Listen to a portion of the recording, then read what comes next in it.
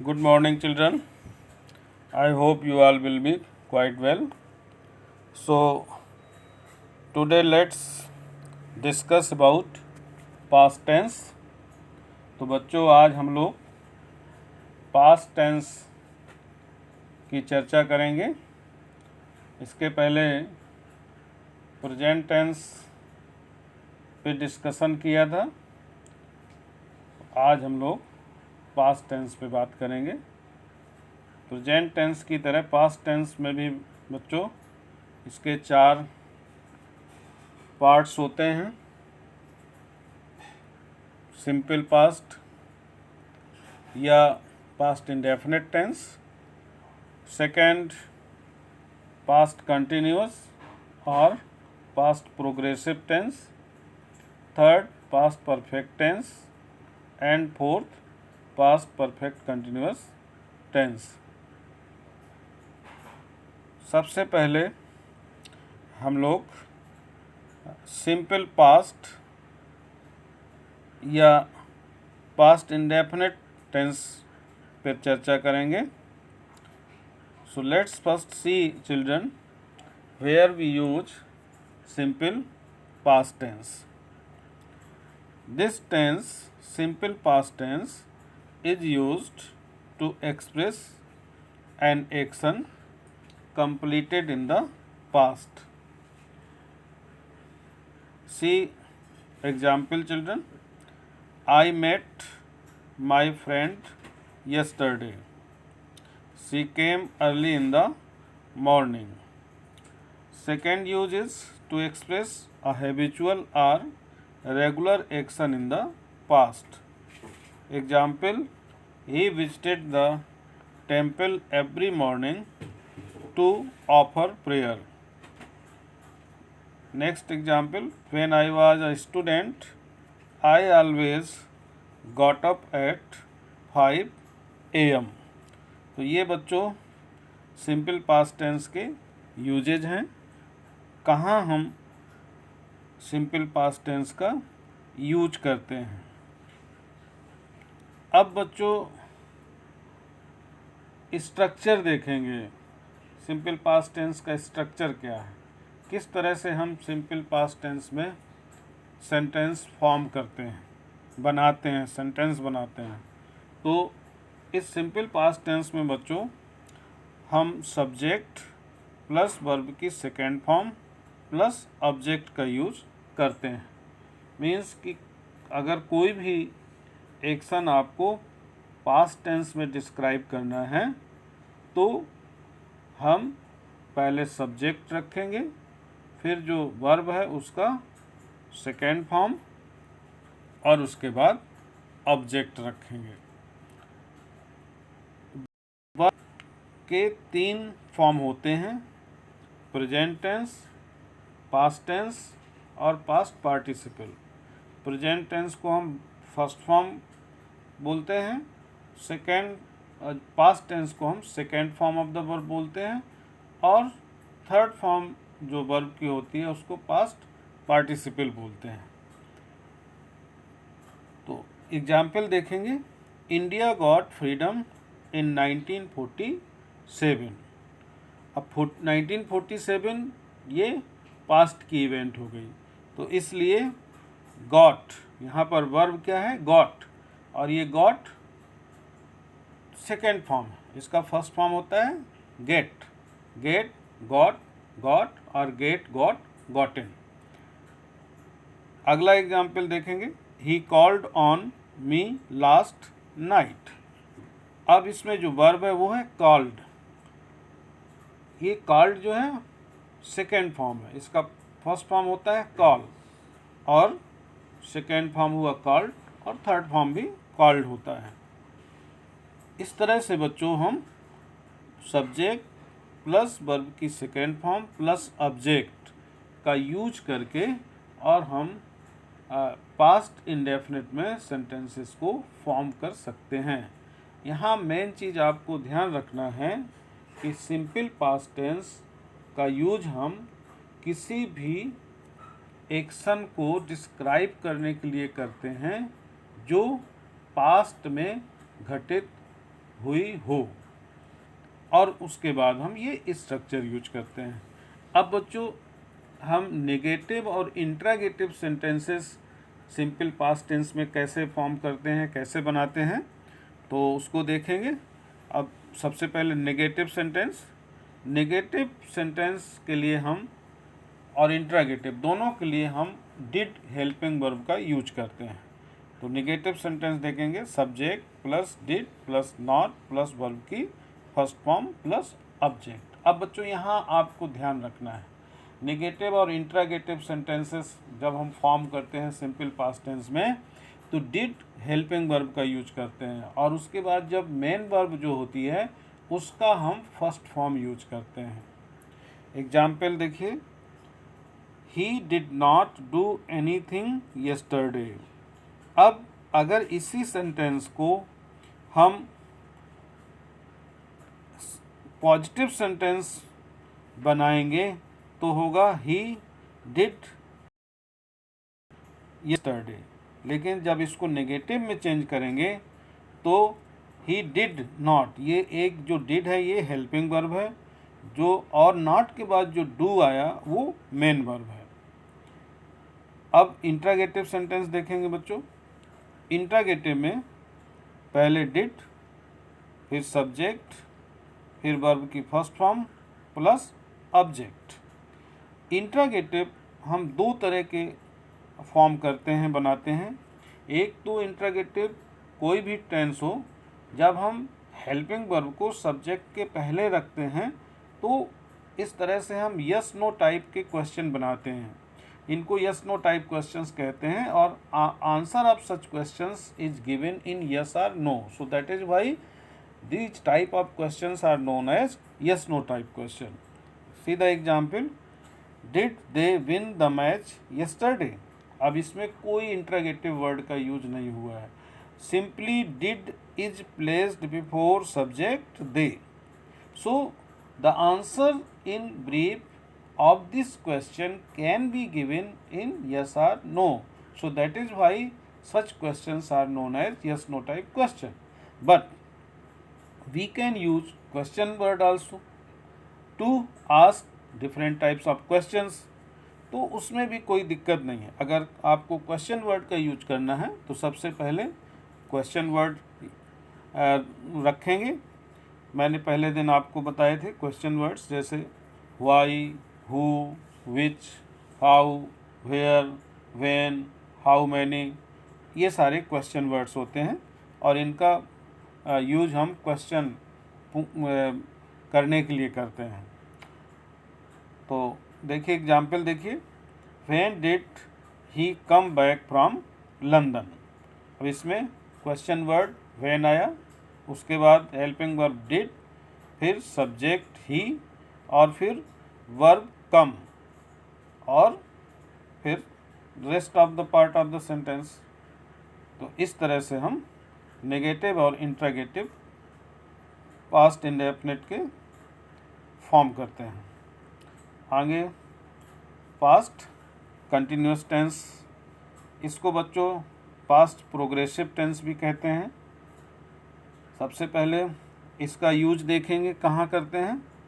तो this past continuous tense is used to describe an action that was going on or in progress at a point of time in the past or over a period of time in the past। तो बच्चों इस tense को जैसा आपने जानते हैं कि past continuous या प्रोग्रेसिव, मतलब कोई भी एक्शन अगर वो प्रोग्रेस में है, अगर वो गोइंग ऑन है, तो हम इस पास्ट कंटिन्यूअस टेंस का यूज करते हैं। अब एग्जाम्पल देखिए बच्चों, जैसे the boys were flying kites. दूसरा बच्चों, to describe an action that was in progress when another action took place, मतलब ऐसी एक्शन को डिस्क्राइब करने के लिए जो प्रोग्रेस में हो, चल रही हो, जब दूसरी एक्शन भी हो रही हो। तो एग्जाम्पल देखेंगे, I was taking bath when the postman knocked at the door, मतलब When the postman knocked at the door, I was taking bath. So just I was taking bath. This refers to the action in progress or the action going on. Third, to describe two actions going on at the same time in the past. Father was reading newspaper while mother was cooking. So you have seen some examples of past continuous tense. Now let's see children the structure of past continuous tense. तो इस tense का जो structure है बच्चों बहुत simple है. हम इसमें वाज या वर दो हेल्पिंग वर्ब का यूज करते हैं. वाज का यूज हम सिंगुलर सब्जेक्ट के साथ करते हैं और वर का यूज हम प्लूरल सब्जेक्ट के साथ करते हैं. तो सबसे पहले सब्जेक्ट रखते हैं, फिर वाज या वर, और फिर वर्ब में आईएनजी और फिर ऑब्जेक्ट. बच्चों आपको हमेशा ये ध्यान रखना चाहिए कि जो आईएनजी वर्ब में लगता है वो हमेशा फर्स्ट फॉर्म के साथ लगता है. इसमें भी बच्चों नेगेटिव कैसे फॉर्म करते हैं? सब्जेक्ट प्लस वाज और were plus not plus ING with verb and object. Example, Rohit was not reading newspaper when the bell rang. Interrogative sentences, पहले हम वाज वर रखते हैं, वाज और वर माने दो में से एक, फिर सब्जेक्ट, फिर वर्ब में आईएनजी और प्लस ऑब्जेक्ट. और इस तरह से हम इंट्रोगेटिव सेंटेंस बनाते हैं पास्ट कंटिन्यूअस टेंस के. Example, were the girls playing in the garden. तो जब were the girls playing in the garden तो ये यस नो टाइप क्वेश्चन हो गया.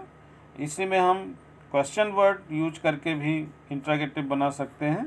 जैसे देखिए, what were you doing when my brother came.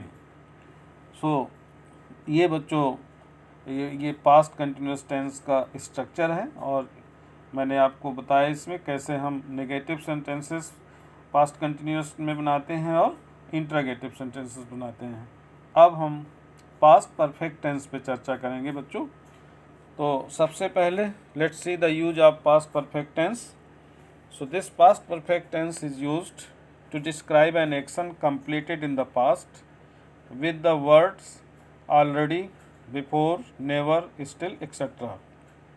Example, I had never visited Cochin before. Second, an important use of past perfect tense is to describe an action which was completed before another action took place. Past perfect tense is used to describe earlier action, whereas one that is completed afterward is described in simple past tense. तो बच्चों यहाँ पर हमें ये ध्यान रखना है कि जब पास्ट में दो एक्शन एक साथ हों तो उनमें से जो पहले एक्शन पूरी होती है उसे हम पास्ट परफेक्ट टेंस में डिस्क्राइब करते हैं और जो बाद में एक्शन पूरी होती है उसे हम सिंपल पास्ट टेंस में डिस्क्राइब करते हैं. एग्जाम्पल देखेंगे आप, the patient had died before the doctor arrived. The patient had died मतलब जो डेथ ऑफ पेशेंट है वो पहले होती है और डॉक्टर बाद में आता है. अब बच्चों आगे let's see the structure of past perfect tense. तो बच्चों पास्ट परफेक्ट टेंस का स्ट्रक्चर बहुत सिंपल है. इसमें हम केवल एक ही हेल्पिंग वर्ब का यूज करते हैं, हैड का, और ये हैड सभी तरह के सब्जेक्ट के साथ यूज होती है, चाहे सब्जेक्ट सिंगुलर हो या प्लूरल हो, चाहे फर्स्ट पर्सन हो, सेकेंड पर्सन हो या थर्ड पर्सन हो. तो पॉजिटिव सेंटेंसेस में हम पहले सब्जेक्ट रखते हैं, फिर हैड और फिर third form of the verb plus object. Example देखिए, I had written to my friend before I went to school. Negative sentence, subject plus had plus not plus third form of the verb plus object. Example, She had not done her work before her father came. Interrogative sentence, had plus subject plus third form of the verb plus object. Example, had the children left the class before the bell rang. तो ये बच्चों examples कुछ मैंने आपको बताए और structure past perfect tense का। इसके बाद हम पास्ट परफेक्ट कंटिन्यूअस की चर्चा करेंगे बच्चों, पास्ट परफेक्ट कंटिन्यूअस टेंस की। तो पास्ट परफेक्ट कंटिन्यूअस टेंस को हम कहाँ यूज करते हैं?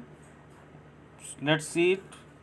सो this tense is use to describe an action which continued in the past for a given period of time. Example, I had been waiting for my friend for 2 hours before he came. Second example, the gardener had been watering the plants since morning. Now children see structure of past perfect continuous tense. अब बच्चों past perfect continuous tense का structure देखेंगे। तो इसमें सबसे पहले हम subject रखते हैं, उसके बाद had, उसके बाद been, उसके बाद verb में ing लगाते हैं और प्लस object। एग्जाम्पल देखेंगे, he had been living in Delhi for 3 years। अब बच्चों इस टेंस में नेगेटिव और इंट्रागेटिव कैसे बनाते हैं? तो नेगेटिव के लिए हम जो स्ट्रक्चर यूज करते हैं वो है subject plus had plus not plus been plus ing form of the verb plus object. Example, she had not been dancing for half an hour before I came. Interrogative sentence, had plus subject plus been plus ing form of the verb plus object. Example, had the man been working hard for some time. तो इस तरह से बच्चों हम लोगों ने आज past tense के जो चारों फॉर्म्स हैं, जो चारों पार्ट्स हैं पास्ट टेंस के, simple past tense, past continuous tense, past perfect tense और पास्ट परफेक्ट कंटिन्यूअस टेंस, इनके बारे में अभी हमने चर्चा की। को बहुत मैंने हर टेंस के एग्जाम्पल भी बताए, स्ट्रक्चर्स भी बताए कैसे हम नेगेटिव इंट्रागेटिव इन टेंसेस में फॉर्म करते हैं, ये भी आपसे मैंने डिस्कस किया। I hope you must have understood about the use of different kinds of past tense, their structures and how we form negative and interrogative of these tenses. Thank you, children.